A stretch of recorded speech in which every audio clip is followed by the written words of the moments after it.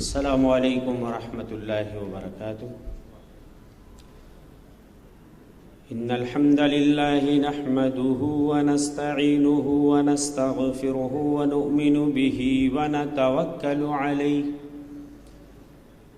ونعوذ باللہ من شرور انفسنا ومن سیئات اعمالنا من يهده الله فلا مضل له ومن يضلله فلا هادي له وأشهد أن لا إله إلا الله وحده لا شريك له وأشهد أن محمدا عبده ورسوله أما بعد فإن خير الحديث كتاب الله وخير الهدي هدي محمد صلى الله تعالى عليه وسلم وشر الأمور محدثاتها وكل محدثة بدعة وكل بدعة ضلالة وكل ضلالة في النار۔ يقول الله سبحانه وتعالى في كتابه الحكيم: اعوذ باللہ السمیع العلیم من الشیطان الرجیم وما آتاکم الرسول فخذوه وما نهاکم عنہ فانتہوا واتقوا اللہ ان اللہ شدید العقاب۔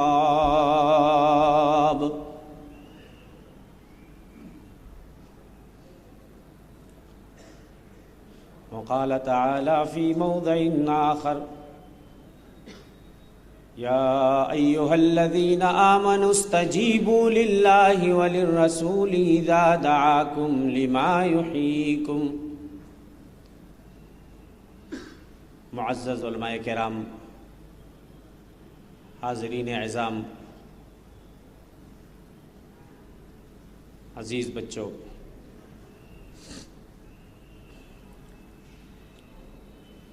بعض بھائیوں کی یہ فرمائش بھی ہے، ایک نعت پاک کے لیے میں عام طور پہ جلسوں میں جہاں جاتا ہوں کوئی نہ کوئی اپنی لکھی ہوئی نعت میں پڑھتا ہوں۔ یہاں پہ وقت کی چونکہ قلت ہے، اس لیے میں اپنی لکھی ہوئی نعت پاک کے دو چار مصرے آپ کی خدمت میں پیش کر کے ڈائریکٹ اپنے موضوع کی طرف آ جاؤں گا۔ آپ نے سنا اتباع سنت، اہمیت اور فضیلت۔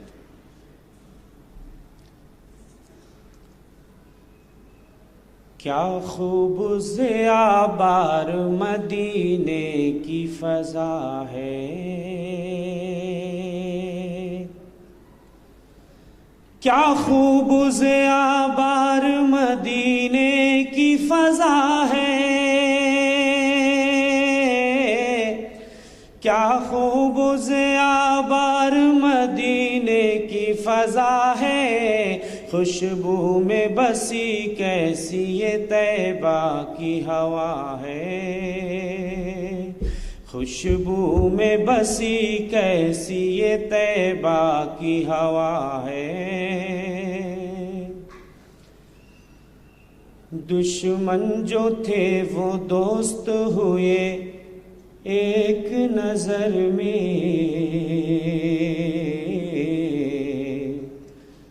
ایک نظر میں، دشمن جو تھے وہ دوست ہوئے ایک نظر میں، دشمن جو تھے وہ دوست ہوئے ایک نظر میں، یہ کیسی میرے پیارے محمد کی ادا ہے، یہ کیسی میرے پیارے محمد کی ادا ہے، صلی اللہ علیہ وسلم۔ حضرت انس کو آپ نے اف تک نہیں کہا،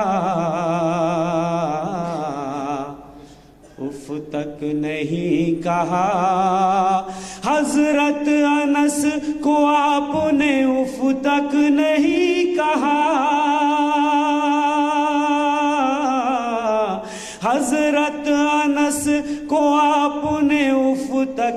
نہیں کہا 10 سال تلک آپ کا خادم جو رہا ہے، 10 سال تلک آپ کا خادم جو رہا ہے۔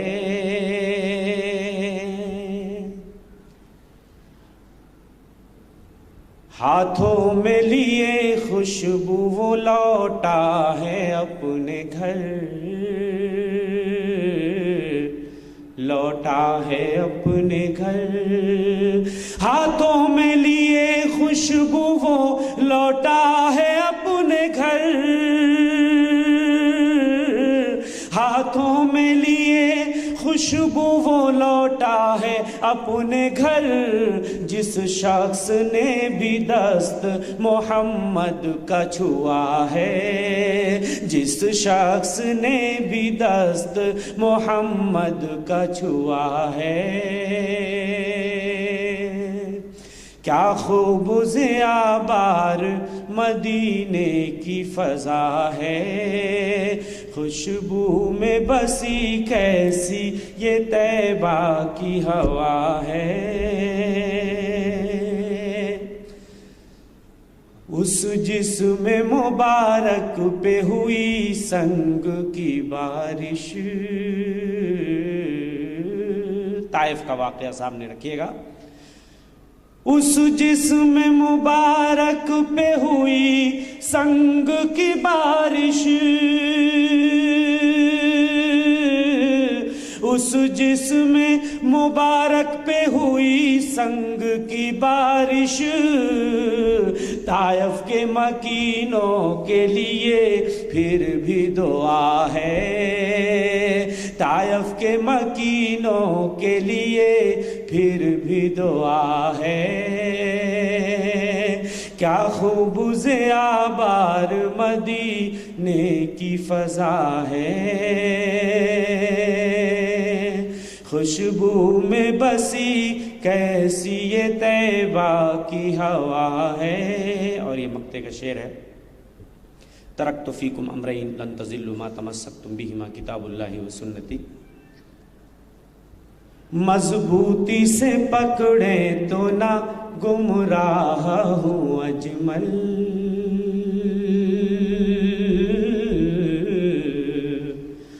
نہ گمراہ ہوں اجمل۔ مضبوطی سے پکڑے تو نہ گمراہ ہوں اجمل، مضبوطی سے پکڑے تو نہ گمراہ ہوں اجمل۔ قرآن و سنن آپ نے امت کو دیا ہے، قرآن و سنن آپ نے امت کو دیا ہے۔ حضرات، اتباع سنت، اہمیت اور فضیلت۔ آئیے سب سے پہلے اتباع اور سنت کا مفہوم سمجھتے ہیں۔ اتباع کہتے ہیں پیروی کرنا، اور شریعت کی اصطلاح میں اتباع کہتے ہیں دلیل کے ساتھ کسی بات کو فالو کرنا اور مان لینا۔ دلیل کے ساتھ کسی بات کو مان لینا یہ اتباع ہے، اور اس کی ضد جو ہے وہ تقلید ہے۔ اتباع کی ضد یہ تقلید ہے، اور تقلید کہتے ہیں بغیر دلیل کے کسی کی بات کو مان لینا۔ تقلید یہ علم کا راستہ ہے ہی نہیں، اس لیے کہ علم اس کو کہتے ہیں جو حجت اور دلیل سے ثابت ہو، اور تقلید اس کو کہتے ہیں جو بغیر حجت اور دلیل کے ہو۔ علامہ ابن القیم الجوزیہ رحمہ اللہ اپنی کتاب اعلام الموقعین میں لکھتے ہیں، التقلید لیس بعلم باتفاق اہل العلم۔ اہل علم کا اس بات پر اتفاق ہے کہ تقلید یہ علم ہے ہی نہیں سرے سے۔ امام ابو حامد الغزالی رحمہ اللہ فرماتے ہیں، التقلید قبول قول بلا حجہ، تقلید کسی کی بات کو بغیر حجت اور دلیل کے مان لینا۔ وَلَيْسَ ذَلِكَ طَرِيقًا إِلَى الْعِلْمِ لَا فِي الْوُصُولِ وَلَا فِي الْفُرُوعِ، اور یہ علم کا راستہ ہے ہی نہیں، نہ اصول میں نہ فروع میں، کسی چیز میں یہ علم کا راستہ نہیں ہے۔ اور ہمیں حکم دوستو دیا گیا ہے اتباع کا، نہ کی تقلید کا۔ اتبعوا ما انزل الیکم من ربکم ولا تتبعوا من دونہ اولیاء، اے لوگو تمہارے رب کی طرف سے جو چیز نازل ہوئی ہے اس کی پیروی کرو۔ پیروی کا ہمیں حکم دیا گیا، اتباع کا ہمیں حکم دیا گیا ہے، تقلید کا ہمیں حکم، اندھی تقلید کا ہمیں حکم نہیں دیا گیا ہے۔ اتباع سنت، تو آئیے سنت، یہ تو اتباع کا معنی آپ نے سمجھا، اب سنت کا معنی آپ سمجھ لیجئے۔ سنت کی کئی تعریفیں ہیں، سب سے جامع اور معنی تعریف وہ ہے جو محدثین نے کی ہے، ویسے تو اصولیوں نے بھی کی ہے اور دیگر لوگوں نے کی ہے، فقہا نے کی ہے، لیکن محدثین نے سنت کی تعریف یہ کی ہے، نبی کے اقوال، نبی کے افعال، نبی کے تقریرات اور آپ کی پیدائشی صفات اور اخلاقی صفات کا نام سنت ہے۔ پتہ یہ چلا کہ سنت یہ حدیث کا مترادف ہے، سنت اور حدیث یہ سملر لفظ ہیں، دونوں میں کوئی فرق نہیں ہے، یہ مترادف معنی میں ہے۔ نبی کے اقوال کو سنت کہتے ہیں، نبی کے افعال کو بھی سنت کہتے ہیں، نبی کی تقریرات کو بھی سنت کہتے ہیں۔ نبی کے اقوال سے مراد وہ باتیں جو نبی نے مختلف مواقع پر کہی ہیں، فرمائی ہیں، اور نبی کے افعال سے مراد وہ کام جو نبی نے مختلف مواقع پر کیے ہیں، وہ سنت ہیں۔ نبی کی تقریرات یعنی صحابہ نے اگر کوئی کام کیا، نبی کو اس کی اطلاع ہوئی، آپ نے سکوت اختیار فرمایا، خاموشی اختیار فرمائی، تو یہ سنت ہے۔ یا آپ مسکرا دیے، وہ بات سن کے آپ ہنس پڑے، یہ سنت تقریری ہے۔ آپ نے اس پہ کوئی نکیر نہیں کی، یہ سنت تقریری ہے۔ اسی طریقے سے نبی کے پیدائشی صفات اور اخلاقی صفات کا نام سنت ہے۔ پتہ یہ چلا سنت کا دائرہ بہت وسیع ہے، ہر وہ عمل جو اس ذات بابرکات، اس نام نامی، اسم گرامی جن کا نام محمد عربی ہے، جو عمل بھی اس نام سے منسوب ہو جائے وہ سنت ہے۔ چنانچہ آپ کی نشست و برخاست، وضاقتہ، رہن سہن، چلنا پھرنا، اٹھنا بیٹھنا، انداز گفتگو، نجی اور مجلسی زندگی کے آداب، یہ تمام چیزیں سنت کے دائرے میں داخل ہیں، اور اس پورے نقشے کو اپنے کردار اور قول و عمل میں جذب کر لینے کا نام اتباع سنت ہے۔ اس پورے نقشے کو اپنے کردار میں، اپنے قول و عمل میں جذب کر لینا، سمیٹ لینا، یہ اتباع سنت ہے۔ اپنی معمولات زندگی کو نبی کی زندگی کے مطابق بنا لینا، نبی کی زندگی کے سانچے میں ڈھال لینا، یہ اتباع سنت ہے۔ اتباع سنت یہ علامت ایمان ہے۔ بغیر نبی کی سنت کی پیروی کیے کوئی شخص مسلمان نہیں ہو سکتا، مومن نہیں ہو سکتا۔ اتباع سنت علامت حب رسول بھی ہے۔ او نبی سے محبت کا دعویٰ کرنے والوں، نبی سے محبت کا دم بھرنے والوں، خالی خولی دعووں سے کام نہیں چلے گا، محض پروپ گنڈوں سے کام نہیں چلے گا، ہلڑ بازیوں سے کام نہیں چلے گا، ڈھکوسلے بازیوں سے کام نہیں چلے گا۔ اگر حب رسول سینے میں موجزن ہے تو تمہیں اتباع سنت کا عملی نمونہ پیش کرنا ہوگا۔ کتنا جذبہ ہے تمہارے سینے میں رسول اللہ کی سنت کی پیروی کا، رسول کی اطاعت کا، رسول کی سنتوں پہ تم کتنا جان دیتے ہو، رسول کی سنتوں پر تم کس طرح جان نچھاور کرتے ہو، اس کو عملی طور پہ پیش کرنا ہوگا، دکھانا ہوگا، برتنا ہوگا، تب تم نبی سے محبت کے دعووں میں سچے ہوگے۔ ایسے صرف محض دعویٰ کر دینے سے، صرف پروپگنڈے سے میرے بھائیوں کوئی محب رسول نہیں ہو سکتا ہے۔ عمل کی قبولیت کا دار و مدار بھی اتباع سنت پہ ہے۔ کسی بندے کا کوئی عمل اللہ کی بارگاہ میں قابل قبول نہیں ہو سکتا ہے جب تک کہ وہ صحیح معنوں میں متبع سنت نہ ہو، تب تک آدمی کا عمل قبول نہیں ہو سکتا ہے۔ اگر نبی کے حکم سے آدمی سرے منہ بھی انحراف کرتا ہے، نبی کے حکم کی مخالفت کرتا ہے، دنیا آخرت میں وہ عذاب علیم میں گرفتار ہو سکتا ہے، دردناک عذاب میں گرفتار ہو سکتا ہے۔ یہ ہے سنت کی اہمیت۔ قرآن کہتا ہے فَلْيَحْذَرِ الَّذِينَ يُخَالِفُونَ عَنْ أَمْرِهِ أَن تُصِيبَهُمْ فِتْنَةٌ أَوْ يُصِيبَهُمْ عَذَابٌ أَلِيمٌ۔ رکنا ہے۔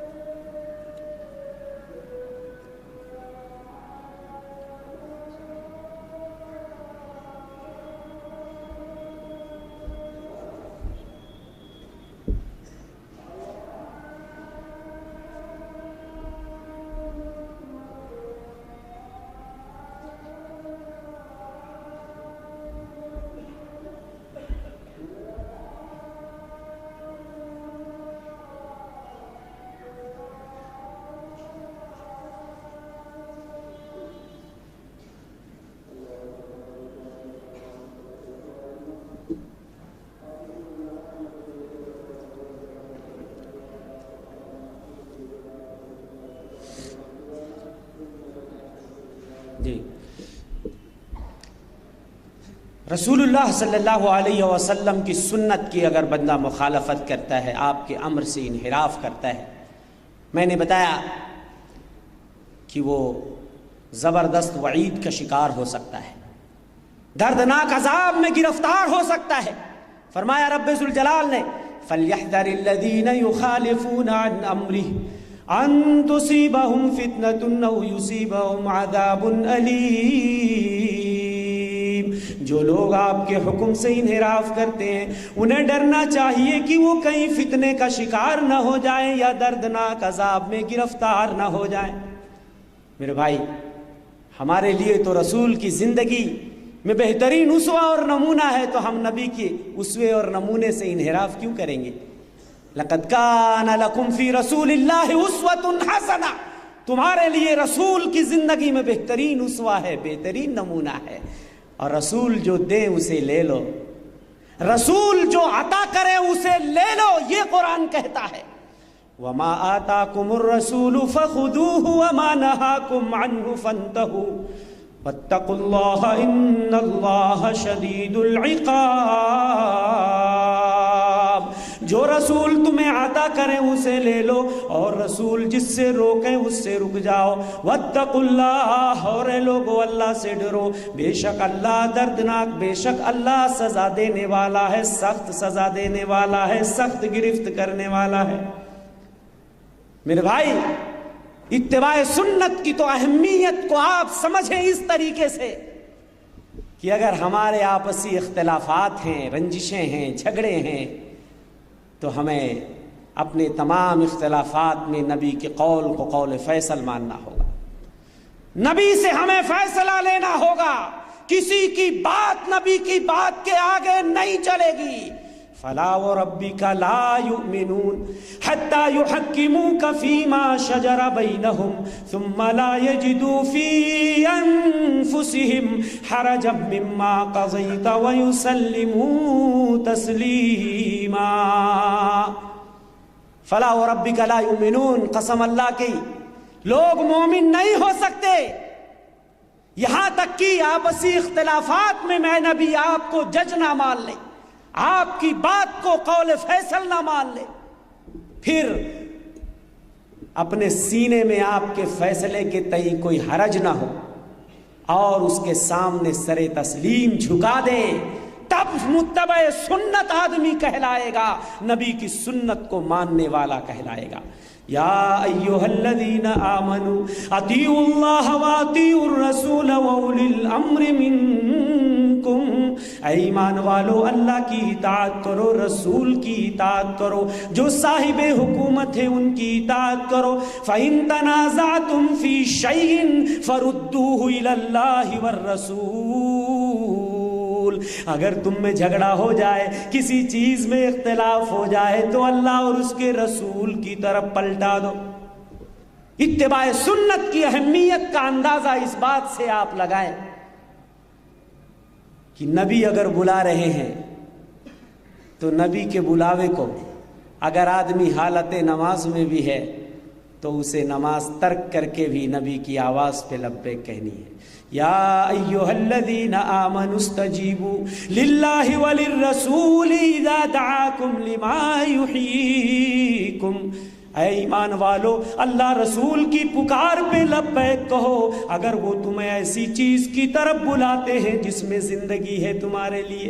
حضرت ابو سعید ابن معلّہ نماز پڑھ رہے تھے، اللہ کے رسول صلی اللہ علیہ وسلم نے حالت نماز میں انہیں آواز دی، کہتے ہیں میں نے نبی کی آواز پہ لبیک نہیں کہا۔ ابو سعید بن معلّہ، نماز جب ختم ہوئی پیارے رسول نے انہیں بلایا، ابو سعید ادھر آؤ، میں نے تمہیں آواز دی تھی، تم نے میری آواز پہ لبیک کیوں نہیں کہا؟ کہنے لگے اللہ کے رسول صلی اللہ علیہ وسلم میں تو نماز میں تھا۔ آپ نے فرمایا ارے نماز میں تھے تو کیا ہوا، قرآن کی آیت تم نے نہیں پڑھی، یا ایھا الذین آمنوا استجیبوا للہ وللرسول اذا دعاکم، اے ایمان والو اللہ رسول کی آواز پہ لبیک کہو جب رسول تمہیں ایسی چیز کی طرف بلائیں جس میں تمہارے لیے زندگی ہے۔ سوال یہ پیدا ہوتا ہے اتباع سنت کی اتنی اہمیت ایک مومن کی زندگی میں کیوں ہے؟ نبی کی سنت کی پیروی کے بغیر ہم مومن کیوں نہیں ہو سکتے؟ نبی کی سنت کی پیروی کے بغیر ہمارا ایمان مکمل کیوں نہیں ہو سکتا ہے؟ نبی کی سنت کی پیروی کیے بغیر ہمارا عمل قابل قبول کیوں نہیں ہو سکتا ہے؟ نبی کی سنت کی پیروی کیے بغیر ہم نبی سے محبت کرنے والے نہیں بن سکتے۔ کیوں ایسا ہے؟ اس لیے اتباع سنت کی ہماری شریعت میں اتنی اہمیت اس لیے ہے، جیسا کہ سورہ نجم میں اللہ فرماتا ہے کہ ہمارے نبی اپنی طرف سے کوئی بات کہتے ہی نہیں تھے، جو بھی کہتے تھے وہ اللہ کی طرف سے وہی ہوا کرتی۔ تب جب نبی کی بات وہی ہے، یہ الگ بات ہے کہ نبی کی بات بھی وحی ہے، اگرچہ وہ قرآن کی طرح وحی متلو نہیں ہے، وحی غیر متلو ہے۔ قرآن کی تلاوت کی جاتی ہے، سنت کی تلاوت نہیں کی جاتی ہے، یہ فرق ہے، لیکن وہ بھی قرآن بھی وحی ہے، نبی کی بات بھی وحی ہے۔ وما ينطق عن الهوى ان هو الا وحی یوحی، ہمارے نبی اپنی طرف سے کوئی بات نہیں کہتے تھے، جو بھی کہتے تھے اللہ کی طرف سے وہی ہوا کرتی تھی۔ اتباع سنت ایک مومن کی زندگی میں اس لیے بھی ضروری ہے کہ اتباع سنت یہ دخول جنت کا راستہ ہے۔ اتباع سنت کے بغیر کوئی شخص جنت میں نہیں جا سکتا۔ صحیح بخاری کتاب الاعتصام بالکتاب والسنہ کی روایت ہے، حضرت ابو ہریرہ راوی حدیث فرماتے ہیں ان ابی ہریرہ رضی اللہ تعالی عنہ قال قال رسول اللہ صلی اللہ علیہ وسلم کل امتی يدخلون الجنة الا من ابا، میری امت کے سارے لوگ جنت میں جائیں گے مگر جو جنت میں جانے سے انکار کرے۔ قالوا ومن یابا یا رسول اللہ، لوگوں نے کہا اللہ کے رسول جنت میں جانے سے بھلا کون انکار کر سکتا ہے؟ آپ نے فرمایا من اطاعنی دخل الجنہ، جس نے میری اطاعت کی وہ جنت میں گیا، ومن عصانی فقد ابا، اور جس نے میری نافرمانی کی وہ جنت میں جانا نہیں چاہتا۔ اتباع سنت ایک مومن کے لیے اس لیے بھی ضروری ہے کہ اتباع سنت اللہ کی رضا، اس کی خوشنودی اور اللہ کی محبت کے حصول کا ذریعہ ہے۔ جب تک ہم نبی کی سنتوں سے پیروی، نبی کی سنتوں کی پیروی نہیں کریں گے، اللہ کی محبت ہمیں نہیں مل سکتی ہے۔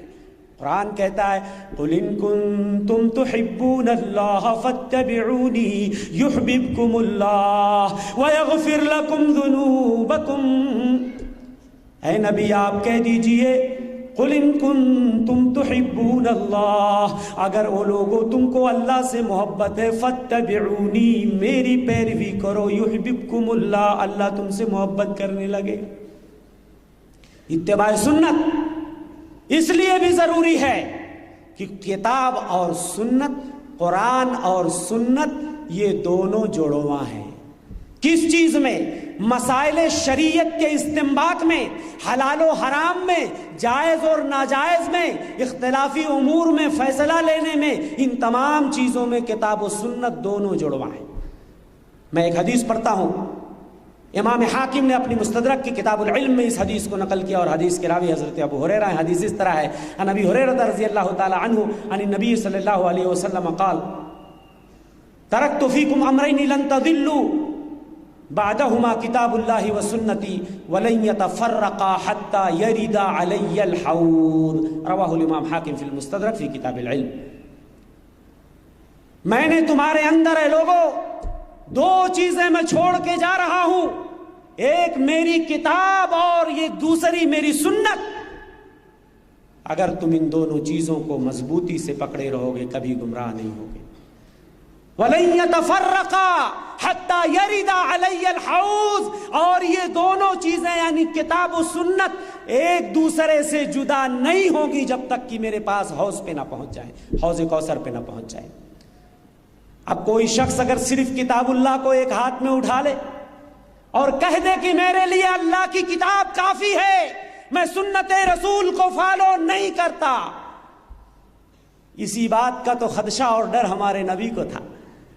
سنن ترمذی کتاب العلم کی حدیث ہے، عن ابی رافع رضی اللہ تعالی عنہ قال قال رسول اللہ صلی اللہ علیہ وسلم لا الفین احدکم متکیا علی اریکتہ یاتیہ امر مما امرت به او نہیت عنہ فیقول لا ادری ما وجدنا فی کتاب اللہ اتبعناہ، رواہ الامام الترمذی فی سننہ فی کتاب العلم۔ اس حدیث کو اسی طرح امام ترمذی نے اپنی سنن کے کتاب العلم میں نقل کیا۔ حضرت ابو رافع نے مرفوعاً بیان کیا، اللہ کے رسول صلی اللہ علیہ وسلم ارشاد فرماتے ہیں میں تم میں سے کسی شخص کو اپنے اسٹیج پہ، اپنے مسند پہ نہ پاؤں جلوہ افروز کہ وہ کہے جو چیز میں نے جس کا حکم دیا اگر وہ چیز اس کے پاس آتی ہے، یا میں نے جس کو روکا اس سے رک جانے کا حکم آتا ہے اس کے پاس، تو وہ کہہ دیتا ہے لا ادری، مجھے نہیں معلوم، ما وجدنا فی کتاب اللہ اتبعناہ، اللہ کی کتاب میں اگر یہ چیز ہے تو ہم مانیں گے ورنہ نہیں مانیں گے۔ ایسا نہیں چلے گا میرے بھائی۔ کتاب اللہ اور سنت رسول دونوں چیزوں سے فیصلہ لینا ہوگا، دونوں چیزوں کو فالو کرنا ہوگا، یہاں تک کہ اگر کوئی حکم اللہ کی کتاب میں موجود نہیں ہے، سرے سے کوئی حکم اللہ کی کتاب میں موجود ہی نہیں ہے، وہ حکم ہمارے نبی نے دیا ہے، تو کیا ہم چھوڑ دیں گے اس لیے کہ اللہ کی کتاب میں وہ حکم نہیں ہے؟ اسی بات کا تو ڈر تھا صحابہ کو۔ حضرت عمر بن خطاب امیر المومنین ڈر رہے تھے زانی شادی شدہ مرد اگر زنا کرے اسے مار مار کے پتھروں سے ہلاک کر دیا جائے گا.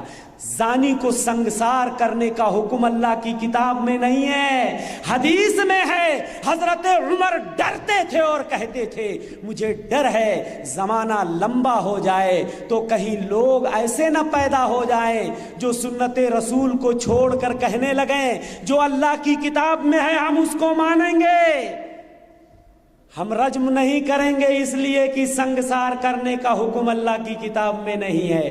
حضرت عمر امیر المومنین کہتے ہیں او لوگوں، نبی نے رجم کیا زانی شادی شدہ کو اور ہم صحابہ نے بھی رجم کیا. قسم اللہ کی اگر تم نے اس حکم کو فالو نہیں کیا تو تم گمراہ ہو جاؤ گے، بھٹک جاؤ گے راہ راست سے. حضرت عمر نے قاضی شریح کو ایک لیٹر لکھا تھا، خط لکھا تھا. سنت رسول کی پیروی کا جذبہ صحابہ کرام میں کس قدر تھا. کیا لکھا تھا قاضی شریح کو حضرت عمر نے؟ اقضی بما فی کتاب اللہ. او قاضی صاحب، جج صاحب، سب سے پہلے اللہ کی کتاب سے فیصلہ لیجئے، ججمنٹ لیجئے. فَإِن لَّمْ تَجِدْ فَبِسُنَّتِ رَسُولِ اللَّهِ. اگر اللہ کی کتاب میں وہ حکم نہیں ملتا تو رسول اللہ کی سنت سے فیصلہ لیجئے گا.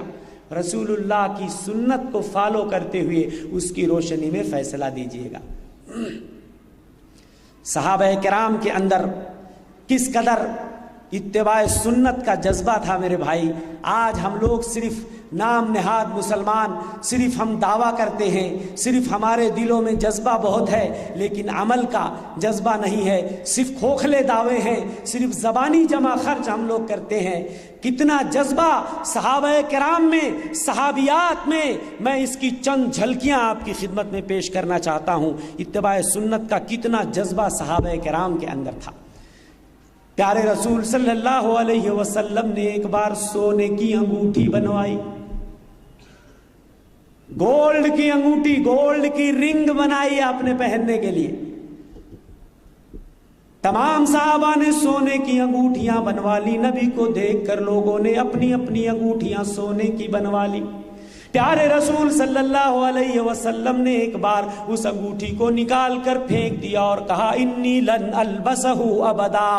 اب اس کے بعد میں کبھی اس انگوٹھی، اس رنگ کو نہیں پہنوں گا، گولڈ کی اس رنگ کو میں نہیں پہنوں گا.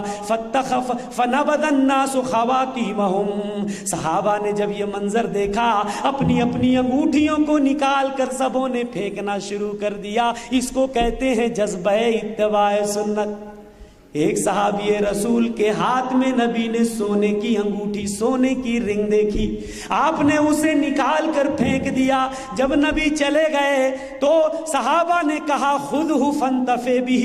او میرے بھائی، نبی تو اب چلے گئے، اپنی انگوٹھی کو لے لو اور اس سے فائدہ اٹھاؤ. اپنی بیوی کو ہدیے میں دے سکتے ہو، اس کو بیچ کر اس کی قیمت سے فائدہ اٹھا سکتے ہو. آخر یہ سونے کی انگوٹھی یوں ہی بیکار زمین پر پڑی ہوئی ہے. کہنے لگے واللہ لن ناخذہ، واللہ لن ناخذہ وقد طرحہ رسول اللہ. اللہ کی قسم، نبی نے اپنے ہاتھ سے جس انگوٹھی کو زمین پر پھینک دیا، میں کبھی بھی زندگی میں اس انگوٹھی کو نہیں اٹھا سکتا، میں اس سے فائدہ نہیں اٹھا سکتا. اللہ اکبر. پیارے رسول صلی اللہ علیہ وسلم ایک بار مسجد نبوی میں امامت کرا رہے ہیں. آپ نے اپنے جوتے کو نکال کے سائیڈ میں بائیں طرف رکھ دیا. صحابہ نے جب یہ منظر دیکھا تو تمام صحابہ نے حالت نماز میں اپنے اپنے جوتے اتار دیے. آپ نے پوچھا او صحابہ، نماز جب ختم ہوئی تم نے جوتے کیوں اتار دیے؟ کہنے لگے کائنات کے امام مدنی سردار صلی اللہ علیہ وسلم، ہم نے دیکھا آپ نے حالت نماز میں اپنے جوتے اتار دیے ہیں، اس لیے ہم نے بھی اپنے جوتے اتار دیے. آپ نے فرمایا ارے وہ لوگوں، جبریل نے آ کے مجھے بتایا تھا میرے جوتے میں گندگی لگی ہوئی تھی، اس لیے میں نے اپنے جوتے اتار دیے، تمہارے جوتوں میں تو گندگی نہیں لگی تھی. لوگوں نے کہا اللہ کے رسول، ہم نے آپ کو جوتے جوتے اتارتے دیکھا تو ہم نے بھی اپنے جوتے اتار دیے۔ کائنات کے امام صلی اللہ علیہ وسلم نے فرمایا، او لوگو، تم میں سے ایک آدمی جب نماز کے لیے آئے تو اپنے جوتے کو پلٹ کے دیکھ لے، اگر گندگی لگی ہے تو رگڑ کر صاف کر لے، پھر اسی میں نماز پڑھے۔ آج کتنے لوگوں کو پتہ ہی نہیں ہے کہ جوتا پہن کے نماز، کبھی جنازے وغیرہ کی نماز ہم لوگ اگر جوتا چپل پہن کے پڑھ لیتے ہیں تو ہمارے کتنے بھائیوں کے پیٹ میں درد چالو ہو جاتا ہے۔ ایک جنازے میں نے چپل یا جوتا پہن کے نماز پڑھ لی، ایک چچا ماننے کے لیے تیاری نہیں، بولے میں کبھی زندگی میں مان نہیں سکتا کہ جوتا پہن کے بھی نماز ہو سکتی ہے۔ میں ان کو حدیث سنا رہا ہوں، اللہ کے رسول نے نماز پڑھی ہے، صحابہ نے جوتا پہن کے نماز پڑھی ہے، مسجد نبوی میں اللہ کے رسول نے پڑھی ہے، صحابہ نے پڑھی ہے۔ کہنے لگے مولوی صاحب کتنی بھی حدیث سنا لو میں اس کو نہیں مان سکتا، نماز جیسی عظیم عبادت اور جوتا پہن کے۔ اب ایسے لوگ سنتوں کی پیروی کیا کریں گے جو اپنے دماغ کے آگے بیچارے نبی کی سنتوں اور حدیثوں کا خون کر دیتے ہیں، ماننے کے لیے تیاری نہیں ہے۔ حضرت خریم اسدی کا واقعہ علامہ شعیب الارناؤوط رحمہ اللہ نے اس حدیث کو حسن قرار دیا ہے، قابل تحسین قرار دیا ہے، دیگر بعض محدثین نے اس کی سند کو ضعیف قرار دیا ہے، لیکن یہ حدیث قابل تحسین ہے۔ حضرت خریم اسدی کے بارے میں نبی نے کہا، نعم الرجل خریم الاسدی لولا طول جمته واسبال ازاره۔ خریم اسدی کتنے اچھے آدمی ہیں، اگر ان کے بال بہت بڑے نہ ہوتے اور ان کے پاجامے ٹخنے سے نیچے نہ لٹکتے تو خریم اسدی کتنے اچھے آدمی تھے۔ اللہ اکبر۔ جذبہ اتباع سنت کس کو کہتے ہیں؟ حضرت خریم نے چھرا اٹھا لیا، چھرا اٹھا کے اپنے ہاتھ سے فوراً اپنے بالوں کو کاٹ کے کان کی لو تک کر لیا اور اپنے ازار اپنے تہبند کو کاٹ کر کے نصف پنڈلی تک کر لیا۔ اس کو کہتے ہیں جذبہ اتباع سنت۔ جذبہ اتباع سنت کے حوالے سے میرے بھائیوں، صحابہ کرام کس طرح متبع سنت ہوا کرتے تھے، میں ایک واقعہ آپ کو سناتا ہوں حضرت علی ابن ابی طالب کی زندگی کا۔ حضرت فاطمہ کو پتہ یہ چلا کہ پیارے رسول صلی اللہ علیہ وسلم کے پاس کچھ خادم اور غلام آئے ہیں، سوچتی ہیں چلو بابا کے پاس ہم بھی ایک خادم اور غلام مانگ لیتے ہیں۔ کام کرتے کرتے گھر کا چکی پیستے پیستے ہاتھ میں کھٹے پڑ گئے ہیں۔ حضرت فاطمہ نبی کے گھر آتی ہیں، اماں عائشہ موجود ہیں، پیارے رسول گھر میں موجود نہیں ہیں۔ حضرت فاطمہ حضرت عائشہ سے اپنا مدعا بیان کر کے واپس آ جاتی ہیں۔ پیارے رسول جب گھر آتے ہیں، حضرت عائشہ بیان کرتی ہیں، آپ کی بیٹی نور نظر لخت جگر فاطمہ آئی تھی، ایک خادم اور غلام کا ان کو پتہ چلا ہے آپ کے پاس آئے ہوئے ہیں، مانگنے آئی تھی۔ کائنات کے امام نے کہا، ایک روایت کے الفاظ ہیں، میری بیٹی فاطمہ خادم اور غلام مانگنے آئی تھی۔ ارے میں اپنی بیٹی فاطمہ کو خادم اور غلام کیسے دے دوں؟ یہ صفہ کے لوگ جن کا مربی میں ہوں، جن کا محسن میں ہی ہوں، یہ صفہ میں تعلیم حاصل کرنے والے غریب مسکین جن کا کوئی گھر نہیں، جن کا کوئی دیکھ بھال کرنے والا نہیں، میں ان غلاموں کو بیچ کر اس روپے پیسے کو صفہ والوں پہ خرچ کروں گا، ان کے کھانے کپڑے کا بندوبست کروں گا، میں اپنی بیٹی کو غلام کیسے دے دوں؟ اس کے بعد آپ رات کے اندر بیٹی کے گھر جاتے ہیں، بیٹی اور داماد دونوں سونے کی تیاری میں اپنے بستر میں جا چکے ہوتے ہیں، دونوں نبی کریم صلی اللہ علیہ وسلم کو دیکھ کے اٹھنے لگتے ہیں، آپ منع کر دیتے ہیں اپنے بستر میں رہو۔ کائنات کے امام دونوں کے بیچ میں جا کے انہی کے لحاف انہی کے بستر میں بیٹھ جاتے ہیں اور آپ کہتے ہیں الا ادلکما علی ما هو خیر لکما من خادم، او میری بیٹی اور داماد، کیا میں تمہیں ایسا نسخہ نہ بتا دوں جو کہ خادم اور غلام سے بہتر ہے؟ ایسا کرو، جب سونے کی تیاری کرو 33 بار سبحان اللہ پڑھ لیا کرو، 33 بار الحمدللہ، 34 بار اللہ اکبر، خیر لکما من خادم۔ یہ وظیفہ، یہ دعا، یہ نسخہ خادم سے بھی بہتر ہے۔ حضرت علی ابن ابی طالب کہتے ہیں، نبی کی زبان سے جب سے میں نے یہ وظیفہ سنا، میں نے زندگی میں کبھی بھی اس دعا کو نہیں چھوڑا، اس وظیفے کو نہیں چھوڑا۔ کہا گیا وہ علی ابن ابی طالب و امیر المومنین بتائیے ولا لیلۃ صفین، ارے صفین کی جو لڑائی ہوئی تھی، صفین کی لڑائی جس میں مسلمان کے آمنے سامنے تھے، حضرت علی اپنے لشکر کے کمانڈر تھے، ایسی خونریز اور بھیانک لڑائی، ایسی سخت رات میں بھی او علی بتائیے کیا آپ نے نبی کی زبان سے نکلے ہوئے اس وظیفے کو ترک نہیں کیا تھا؟ آپ کو اس رات میں بھی یہ وظیفہ یاد تھا؟ کہنے لگے ولا لیلۃ صفین، او لوگوں سن لو، قسم اللہ کی میں نے صفین کی رات میں بھی اس وظیفے کو نہیں چھوڑا تھا، بھلے لڑائی میں کمانڈر تھا، اپنے لشکر کا میں کمانڈر تھا، لیکن نبی کی زبان سے جب سے میں نے یہ وظیفہ سنا ہے کبھی زندگی میں چھوڑا نہیں، صفین کی لڑائی میں، صفین کی رات میں بھی نہیں چھوڑا۔ اس کو کہتے ہیں جذبہ اتباع سنت۔ حضرت ام حبیبہ بیان کرتی ہے کہ اللہ کے رسول صلی اللہ علیہ وسلم نے ارشاد فرمایا من صلی للہ 12 رکعہ بنى اللہ لہ بیتا فی الجنہ او بنی لہ بیت فی الجنہ۔ کائنات کے امام کی زبان سے حضرت ام حبیبہ نے سنا جس نے رات اور دن میں 12 رکعات نفلی نمازیں پڑھی، جنت میں اس کے لیے گھر بنا دیا جاتا ہے۔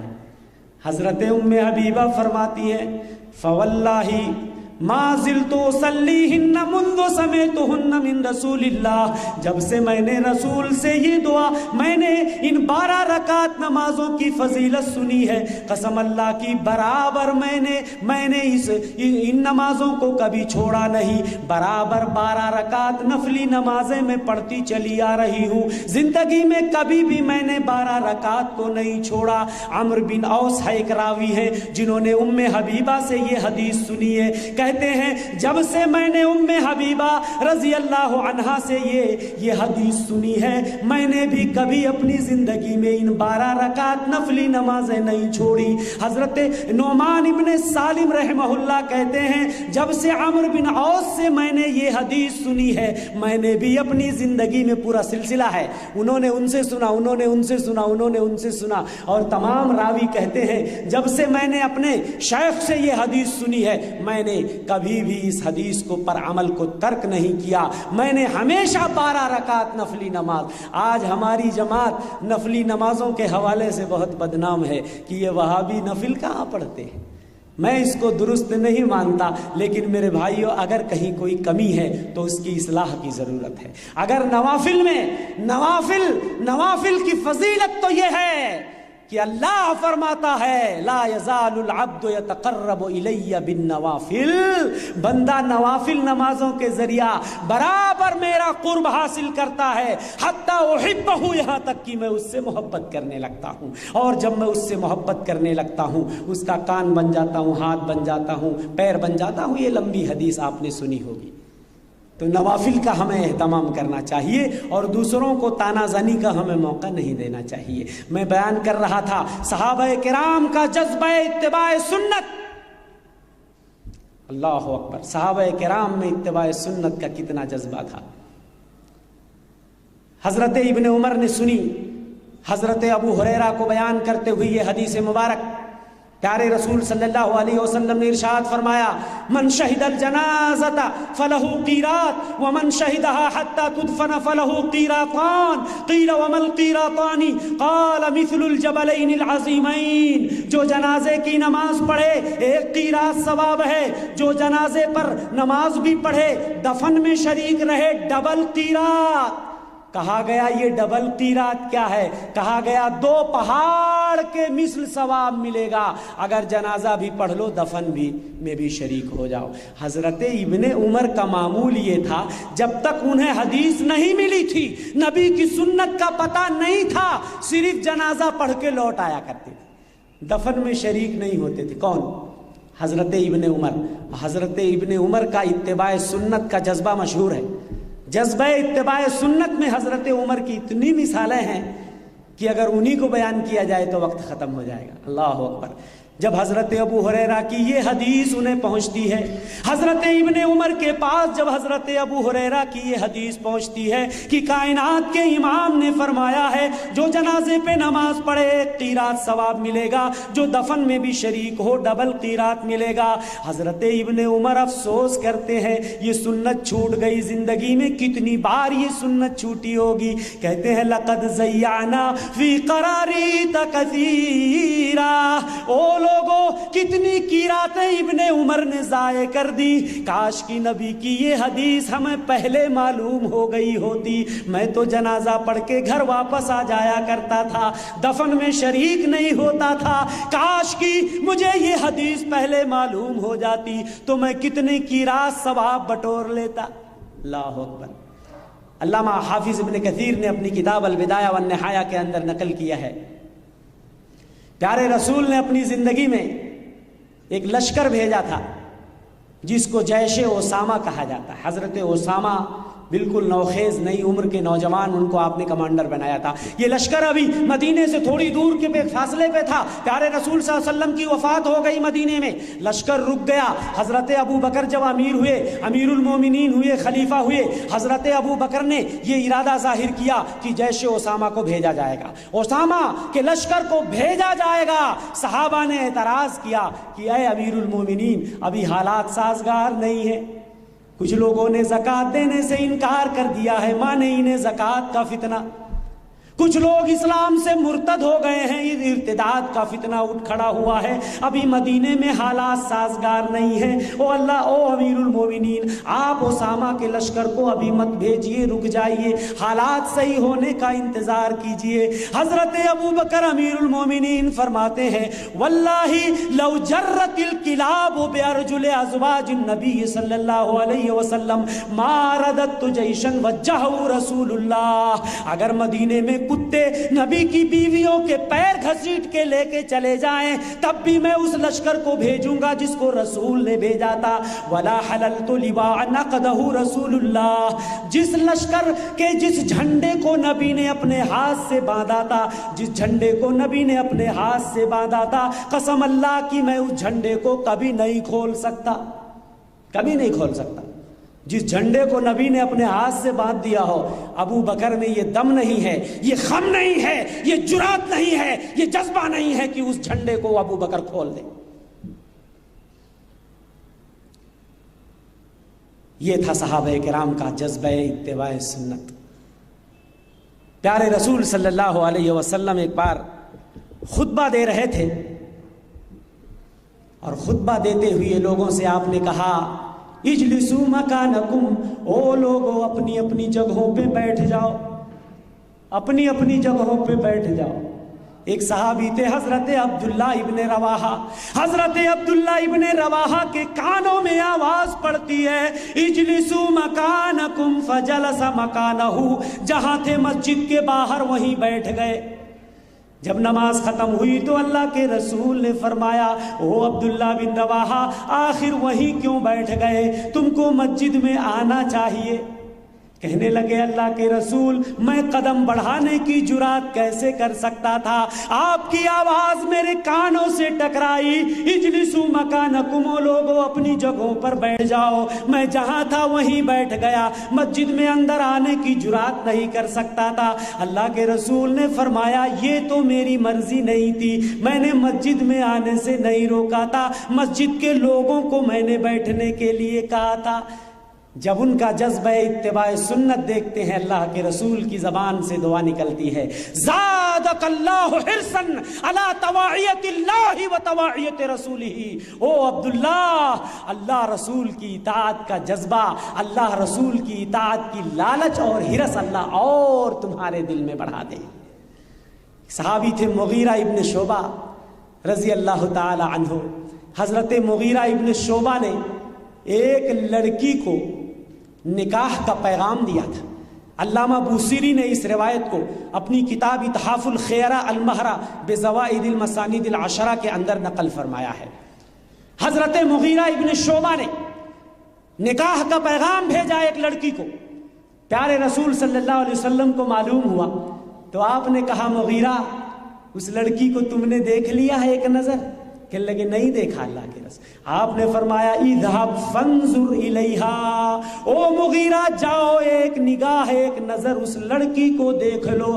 عسیٰ ان یودم بینکما، ہو سکتا ہے اس سے تمہارے درمیان محبت پیدا ہوگی، تمہارے درمیان الفت پیدا ہوگی، اس طریقے سے تمہارا رشتہ پائیدار ہو جائے گا، تمہارا رشتہ پختہ ہو جائے گا.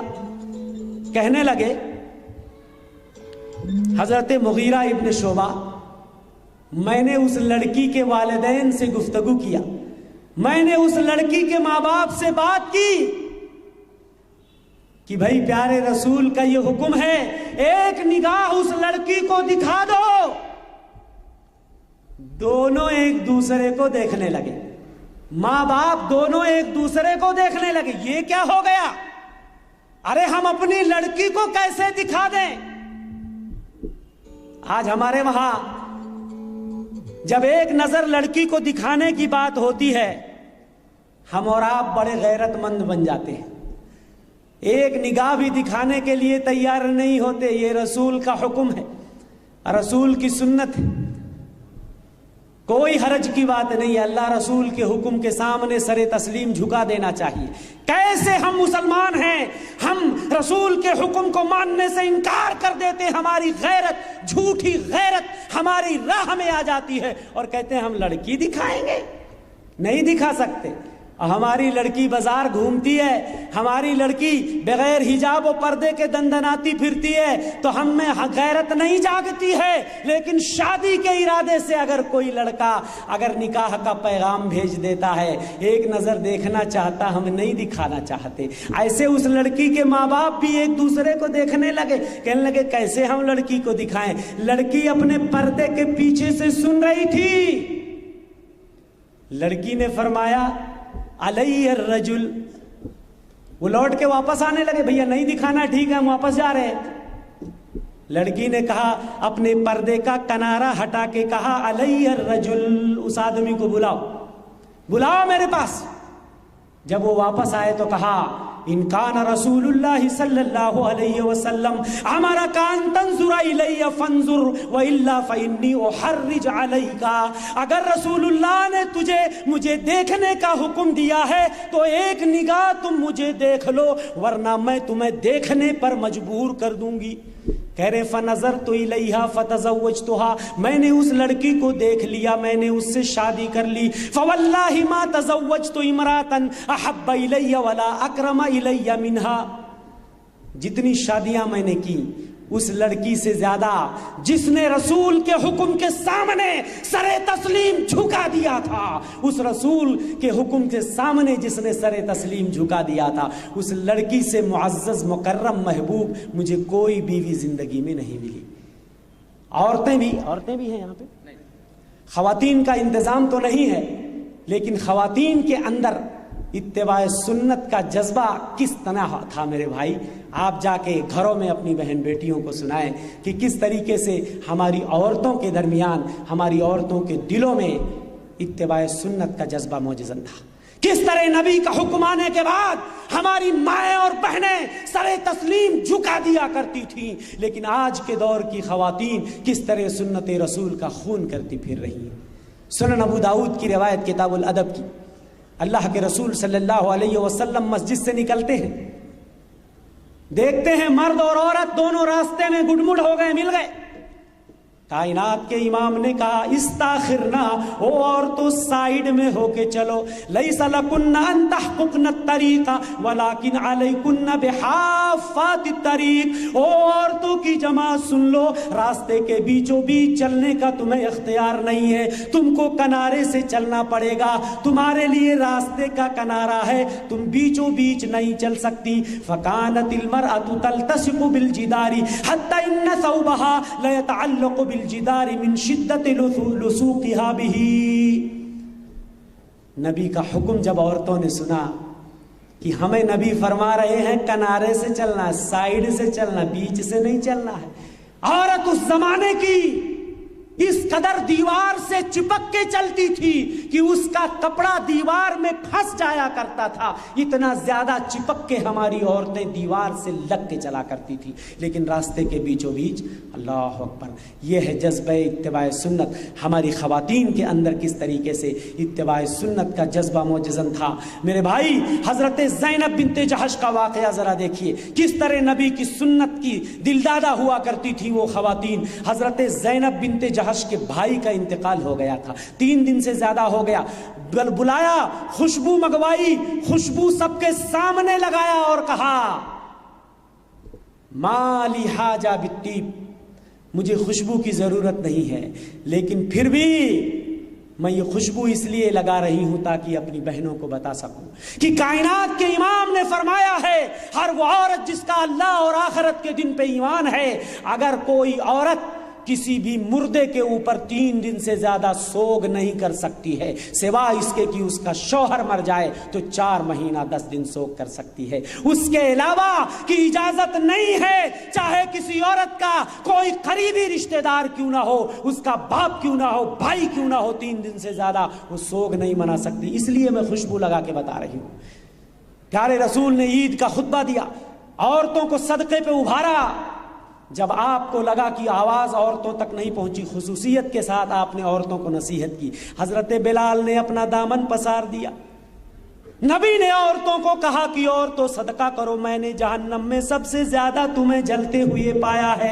عورتوں نے بلال کے دامن میں اپنی انگوٹھی، اپنی بالیاں، اپنے زیورات ڈالنے شروع کر دیے۔ نبی کے حکم کے سامنے عورتوں نے سر تسلیم جھکا دیا۔ یہ تھا صحابیات کا جذبہ اتباع سنت۔ یہ میں نے چند جھلکیاں آپ کو دکھائی ہیں، یہ بتانے کے لیے میرے بھائی کہ ہمارا ایمان مکمل نہیں ہو سکتا، ہم صحیح معنوں میں مومن نہیں ہو سکتے جب تک نبی کی سنت کے آگے ہم سر تسلیم نہ جھکا دیں، جب تک کہ نبی کی سنت کی پیروی اور اتباع کا جذبہ ہمارے دلوں میں موجزن نہ ہو جائے، ہم اللہ کی خوشنودی بھی نہیں پا سکتے، اللہ کی محبت نہیں پا سکتے، رسول اللہ سے محبت کے دعوے میں سچے نہیں ہو سکتے ہیں جب تک کہ ہمارے سینے میں اتباع سنت کا جذبہ نہ پیدا ہو جائے۔ ہمارا کوئی عمل قابل قبول نہیں ہو سکتا ہے جب تک ہمارے سینوں میں اتباع سنت کا جذبہ موجزن نہ ہو جائے۔ اللہ سے دعا ہے کہ مولا ہم تمام مسلمان بھائیوں کے دلوں میں اتباع سنت کا جذبہ پیدا کر دے۔ جب تک ہم زندہ رہے مولا اس دنیا کے اندر تیرے رسول صلی اللہ علیہ وسلم کے سچے محب بن کر رہیں اور اس کے مطیع اور فرما بردار بن کے رہیں، اور رسول اللہ کی سنتوں کو عملی زندگی میں ہم برتتے رہیں۔ اپنے معمولات زندگی میں رسول اللہ کی زندگی کو ہم اسوہ اور نمونہ بنانے کی کوشش کریں، اس لیے کہ رسول کی زندگی میں ہی ہمارے لیے بہترین اسوہ اور نمونہ ہے۔ ھذا ما عندی وصلی اللہ تعالی علی نبینا محمد۔ السلام علیکم ورحمۃ اللہ وبرکاتہ۔